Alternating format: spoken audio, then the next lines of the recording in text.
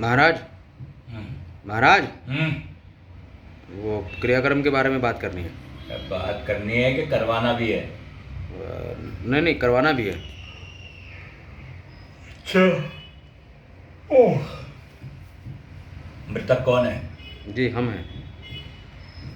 अरे दिमाग खराब हो गया है क्या तुम्हारा? है, जा जाके ठंडाई वंडाई पे लो। चले आए नौटंकी करने। अरे नौटंकी नहीं, ये हमारी इच्छा है कि हमारे जीते जी सारे संस्कार हो और हम देखें। बड़ी विचित्र विचार हैं आपके महाराज। हैं, या फिर अपने छोरे पे से भरोसा ही उठ गया? आप करेंगे या नहीं?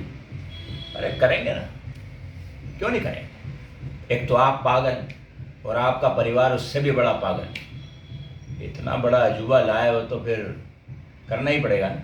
तो क्या विधि करनी होगी? इनको सबसे पहले प्रेत मानकर 10 दिन तक पूरे कुटुंब के साथ सूर्योदय से पहले उठना है, नहा धोकर तैयार होना है और घर के बाहर एक पिंड बनाकर रखना है। उस पिंड के ऊपर तिल और जौ के साथ पानी को 5 बार अर्पित करना है। एक टाइम भोजन करना है, एकदम सात्विक, और वही भोजन पत्थर पर लगाकर प्रेत को अर्पित करना है।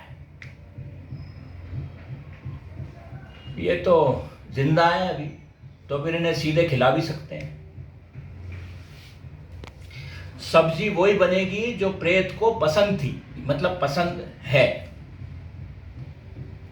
तस्वीर के सामने एक दिया लगाना होगा और पूरे दिन शोक मनाते हुए उनकी सब अच्छी अच्छी बातों को याद करना होगा।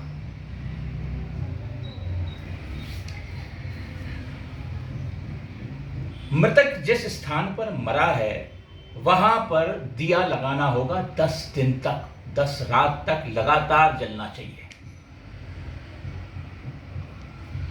गरुड़ पुराण का अगर पाठ होता है तो अति उत्तम, सबसे अच्छा। 10 दिन के बाद मुंडन होगा, दाढ़ी मूछ कटानी होगी और फिर उसके बाद घर की शुद्धि होगी। 11वें दिन हम बामन को आपको दान देना होगा और दान होगा 14 तरह की चीजों का। वो हम लिखवा देंगे आपको, वो आप दे देना। फिर गौदान करना होगा, फिर 13 ही होगी। 13वें दिन स्वजनों को, ब्राह्मणों को भोज कराना होगा। फिर उसके बाद उनको दान दक्षिणा, गरीबों को वस्त्र। बस इसी तरह ये 13 दिन तक सारा कार्यक्रम चलता रहेगा। देखो बेटा, एक बात हम आपसे कहना चाहते हैं कि आपके पिताजी की जो इच्छा है, ये कर्म पाप कर्म होगा या पुण्य कर्म, ये तो हम नहीं जानते, लेकिन इनकी जो इच्छा है वो जरूर पूरी कर देनी चाहिए। जो बेटा अपने पिता का संस्कार करता है उसको उसी दिन समझ लेना चाहिए कि अब सारे परिवार की जो चिंता है, जो सारे परिवार को चलाने की जिम्मेदारी है, जवाबदारी है, वो अब उसकी है। 13 दिनों तक ये काम लगातार चलेगा। दूसरी बात, ये सारा कर्म आपको यथासंभव ज्ञान से, ध्यान से, मन से और श्रद्धा से पूरा करना है। सारे भोग विलास को छोड़कर 10 दिन तक चटाई पर आप रात को वहीं सोएंगे। मैं ऐसा मानता हूं कि इन 13 दिनों में आपको समझ में आ जाएगा कि पिता के बिना जीवन कितना कठिन हो जाता है। तो कल भोर को आ जाएंगे हम घाट पे, आप भी आ जाना।